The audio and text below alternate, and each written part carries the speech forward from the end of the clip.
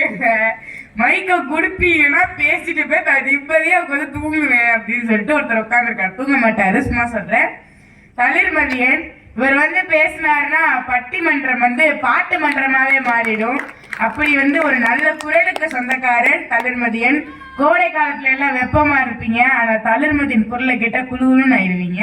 அப்படிப்பட்ட குரலுக்கு சொந்தக்காரர் தளிர்மதியனை வாங்க பேச வாங்க. நான் சொல்றதுக்கு முன்னாடி அவன் மைக் எடுத்தான். செந்தமிழே செங்கரும்பே செந்தமிழ சீர்காக்கும் நந்தா விளக்கடைய நாயகியே, முந்தை மொழிக்கெல்லாம் மூத்தவளே, மூவேந்தர் அன்பே எழில் மகவே எந்தம் உயிரே, உயிரும் நீ மெய்யும் நீ ஓங்கும் அறமாம் பயிரும் நீ, இன்பம் நீ அன்பு தருவும் நீ, வீரம் நீ காதல் நீ, அகில உலகின் அத்தனையும் நீயே, உன்னையே தினம் எண்ணியே நான் வளர்கிறேன் என்பது உண்மையே. அன்னை தமிழுக்கு என் முதல் வணக்கம். தூங்கினவங்களாம் எந்திரிச்சிட்டீங்களா? நடுவர் அவர்களே, உடுத்த சேலையில சின்னாத்தா வீட்டுக்கு போனா அவன் ஈச்சம்பாய கட்டிக்கிட்டு எதுக்க வந்தாலாம். அந்த மாதிரி இருக்கின்ற எதிர்த்தரப்புல இருக்க 5 பேரை பார்க்கும் போதும் நடுவர் அவர்களே, இன்றைய சூழலில் குடும்பத்தை நல்வழிப்படுத்துவது மாமியாரா மருமகளான்னு கேட்டா மாமியார்னு சொல்றதுதானே நியாயம். என்னதான் பாடி பாடி குத்துனாலும் பதற அரிசி ஆகுமான்னு ஒரு சொல்லவட சொல்லுவாங்க. அந்த மாதிரி மருமகள்கள் எவ்வளவுதான் படித்திருந்தாலும் மாமியாரின் அனுபவத்திற்கு முன்னாடி எல்லாமே தூசுதாங்க. சிக்கனமா செலவு பண்றதா இருக்கட்டும், குழந்தைகளை பராமரிக்கிறதா இருக்கட்டும், எத்தனை பேர் வந்தாலும் அளவோடு சமைக்கிறதா இருக்கட்டும் என்று குடும்பத்தின் வளர்ச்சிக்கு அச்சாரமா இருப்பது மாமியார்கள் தாங்க. மனப்பாற மாடு கட்டி மாயவர் ஏறு பூட்டி வயக்காட்ட உள்ளது போடு சின்ன கண்ணுன்னு வர்ற பாட்டுல பொதிய ஏத்தி வண்டியில பல்லாச்சி சந்தையில விருதுநகர் வியாபாரிக்கு சின்ன கண்ணு நீயும் வித்து போட்டு பணத்தை என்ன செல்ல கண்ணு, விருதுநகர் வியாபாரிக்கு சின்ன கண்ணு நீயும் வித்து போட்டு பணத்தை என்ன செல்ல கண்ணுன்னு சம்பாதிக்க சொல்லி தந்தவங்க அதை சேர்த்து வைக்க என்ன வழி சொல்றாங்க தெரியுமா? சேர்த்து பணத்தை சிக்கனமா செலவு பண்ணு, பக்குவமா அம்மா கையில கொடுத்து போடு சின்ன கண்ணு, உங்க அம்மா கையில கொடுத்து போடு சின்ன கண்ணு, அவங்க 600 ஆக்கு வாங்க செல்ல கண்ணு. சேர்த்த பணத்தை சிக்கனமா செலவு பண்ணு, பக்குவமா அம்மா கையில கொடுத்து போடு சின்ன கண்ணு, உங்க அம்மா கையில கொடுத்து போடு சின்ன கண்ணு, அவங்க 600 ஆக்கு வாங்க செல்ல கண்ணு. நடுவர்களே, மாதிரி பாட்டெல்லாம் கேட்டா எங்களுக்கு தயத்தக்கான ஆடதான் தெரியுமே ஒழிய இந்த அர்த்தம்லாம் தெரியாது. அப்படிதானே சானா? நடுவர்களே, இந்த வரிகளை நல்லா கவனிங்க. உங்க அம்மா கையில கொடுத்து போடு சின்ன கண்ணு, அவங்க 600 ஆக்குவாங்க செல்ல கண்ணுன்னு தான் சொல்லியிருக்காங்களே தவிர உன் மனைவி கையில கொடுத்து போடு சின்ன கண்ணுன்னு சொல்லல. ஏன் என்ன சொல்லுங்க நடுவர்களே? ஏன்னா இப்ப நான் சொன்னேன்னா தீர்ப்பாயி போயிருமேப்பா. பாவட்டும் நடுவர்களே, அப்படி சொன்னா பட்டு பட்டு முடிஞ்சு போயிடும். முடியட்டும், பாத்துக்கலாம். ஏன்னா மனைவி கீழ 6 ரூபாய் இல்ல 6 லட்சம் கொடுத்தாலும் ஸ்விக்கிலையும் சொமேட்டோலையும் ஃபுட் ஆர்டராவும் மீஷோ, ஸ்னாப்டீல், பிளிப்கார்ட், அமேசான் இருக்கிற எல்லா ஆன்லைன் ஆப்லயும் ஆர்டரா மாறி போயிரும்னு தெரிஞ்சுதான் போடுற. எங்க இந்த கண்டுபிடிக்கிறது ரொம்ப நாள் தேடிட்டு இருந்தேன், கண்டுபிடிச்சிட்டேன். உங்க அம்மானாலதான் போடுறேன். என்னதான் ஆர்டர் பண்ணுவாங்களோ தெரியல. எங்க பார்த்தாலும் அண்ணன்களும் அக்காக்களும் முதுகுல மூட்டையை போட்டுக்கிட்டு டெலிவரி பண்றதுக்கு அலையிறாங்க. இதுக்குதான் நம்ம பாட்டிகள்லாம் சொல்லுவாங்க, மேட்டு நிலத்தை உழுதவனும் கெட்டா மேலாமணிக்கு கட்டினவனும் கெட்டான்னு. அன்றைய காலத்துல மாமியாரும் மருமகளும் எப்படி தெரியுமா வாழ்ந்தாங்க? கூட்டு வாழ்க்கை வாழ்ந்துக்கிட்டு கூட்டாஞ்சோறு தின்னுக்கிட்டு கூட்டு குடும்பம் வாழ்ந்ததெல்லாம் அப்போ. கூட்டு வாழ்க்கை வாழ்ந்துக்கிட்டு கூட்டாஞ்சோறு தின்னுக்கிட்டு கூட்டு குடும்பம் வாழ்ந்ததெல்லாம் அப்போ. இப்ப எப்படி தெரியுமா வாழ்றாங்க? இப்போ தன்னலமே பெரிதன்று தனித்தனியா வாழ்வதற்கு டிவி பாட கத்து தருது. இப்போ தன்னலமே பெரிதன்று தனித்தனியா வாழ்வதற்கு டிவி பாட கத்து தருது. இப்போ நாடு சும்மா கிடந்தாலும் கிடக்கும், வாழும் நாகரிகம் ஓடி வந்து கெடுக்கும். நாடு சும்மா கிடந்தாலும் கிடக்கும், வாழும் நாகரிகம் ஓடி வந்து கெடுக்கும். கோயில்ல பஜனை கூட அப்படி கேட்க மாட்டாங்க, எல்லாம் கை தட்டிட்டே உங்க பாட்டு கேட்கறாங்க தள்ளி.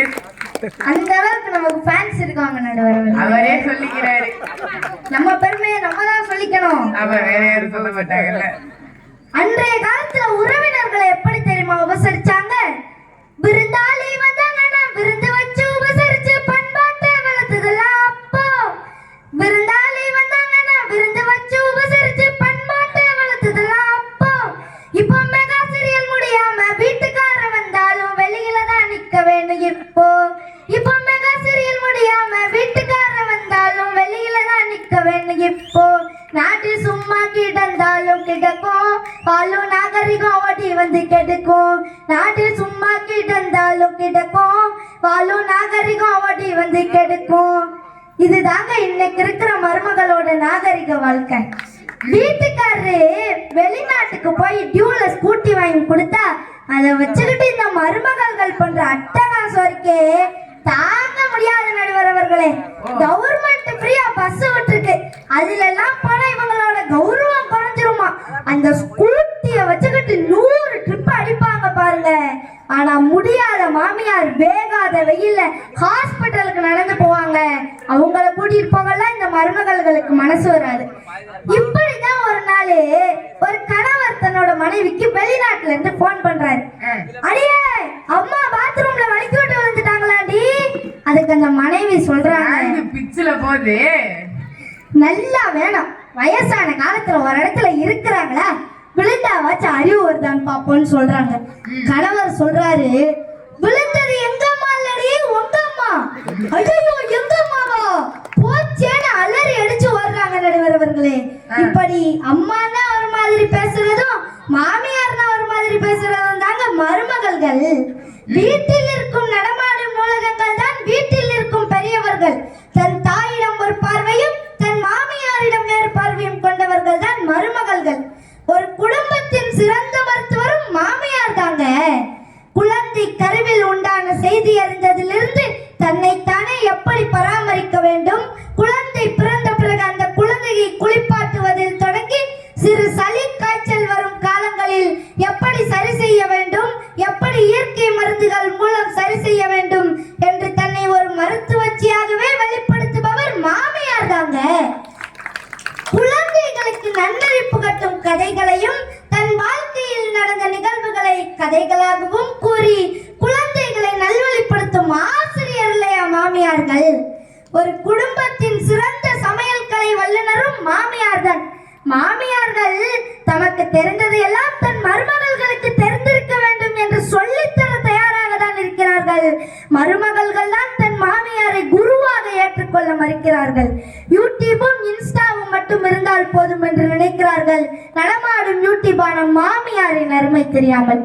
ஒரு சின்ன கதையோட இருக்கு நடமாடும் யூடியூப். மாமியார் தானே நம்ம எல்லாத்தையும் கத்துக்கிறோம்.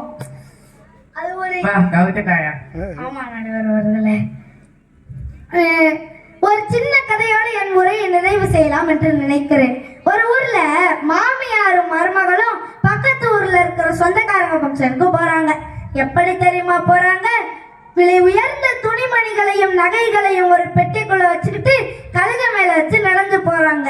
கொஞ்ச தூரம் போற வழியில மாமியார் சொல்றாங்க, எனக்கு ரொம்ப தாகம் எடுக்குது, நான் போய் தண்ணி குடிச்சிட்டு வர்றேன், மழை வேற வர்ற மாதிரி இருக்கு, பெட்டி நனைஞ்சிராம பாத்துக்க, பெட்டி நனைஞ்சிராம பாத்துக்கான்னு திரும்ப திரும்ப சொல்லிட்டு போறாங்க. மாமியார் சொன்ன மாதிரி மழையும் வந்துருச்சு. ஐயோ இப்ப என்ன பண்றதுன்னு தெரியாம இந்த மருமகள் முழிச்சுக்கிட்டு இருந்தாங்க. அத்தை பெட்டி தானே நனைய கூடாதுன்னாங்க. பெட்டிக்குள்ளதான் நிறைய துணி இருக்கேன்னு சொல்லிட்டு பெட்டிக்குள்ள இருக்க துணிய பெட்டி மேல போட்டு நனையாம பாத்துக்கிட்டாங்களா. மாமியார் வந்து பார்த்தோன்னே பயங்கர டென்ஷன் ஆயிட்டாங்க நடுவர் அவர்களே.